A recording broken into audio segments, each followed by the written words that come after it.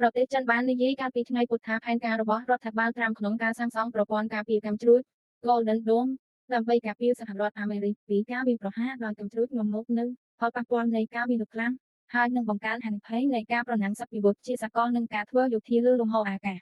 លោកប្រធានាធិបតីត្រាំបាននិយាយកាលពីថ្ងៃអង្គារថារដ្ឋាភិបាលរបស់លោកបានជ្រើសរើសជាផ្លូវការនូវស្ថាបត្យកម្មសម្រាប់ប្រព័ន្ធទំនើបបំផុតនេះហើយថាកញ្ចប់ថវិកាដែលកំពុងត្រូវបានពិភាក្សាដោយសភានឹងផតលើមូលនិធិដំបូងចំនួន$25,000,000សម្រាប់គម្រោងនេះ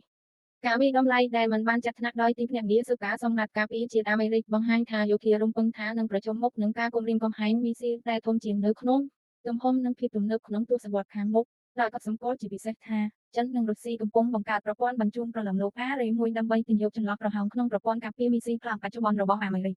ការវិដំឡៃរបស់ DIA បាននិយាយថាកូរ៉េខាងជើងបានសាកល្បងដោយជោគជ័យនៅកាំជ្រួចផ្លោមដែលមានរយៈចម្ងាយគ្រប់គ្រាន់ដើម្បីទៅដល់ប្រទេសកំណើតទាំងមូលហើយឌីរ៉ង់មានយានបាញ់បង្ហោះអវកាសដែលវាអាចប្រើបានដើម្បីបង្កើត ICBM ដែលអាចប្រើប្រាស់បានខាងយោធានៅឆ្នាំ2035ប្រសិនបើទីក្រុងតេហេរ៉ង់សម្រេចចិត្តបន្តសមត្ថភាពការវិដំឡៃរបស់ DIA បាននិយាយដោយព្រមានថាមិនមានផ្នែកណាមួយនៃមាតុភូមិដែលមិនអាចត្រូវបានវាយប្រហារដោយ ICBMS ដែលមានស្រាប់នោះទេ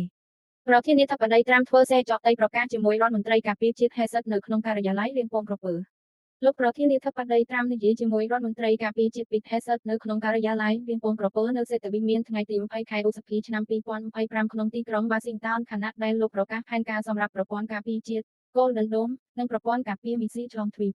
Getty ប៉ុន្តែប្រទេសចិនដែលបាននឹងកំពុងពង្រឹងទំនាក់ទំនងរបស់ខ្លួនជាមួយរុស្ស៊ីខណៈពេលដែលកំពុងអភិវឌ្ឍយ៉ាងឆាប់រហ័សនៅមីស៊ីលនិងសមត្ថភាពយោធាផ្សេងទៀតរួមទាំងអាវុធនុយក្លេអ៊ែររបស់ខ្លួនបានចោទប្រកាន់រដ្ឋបាលត្រាំពីការឈ្លោះបំ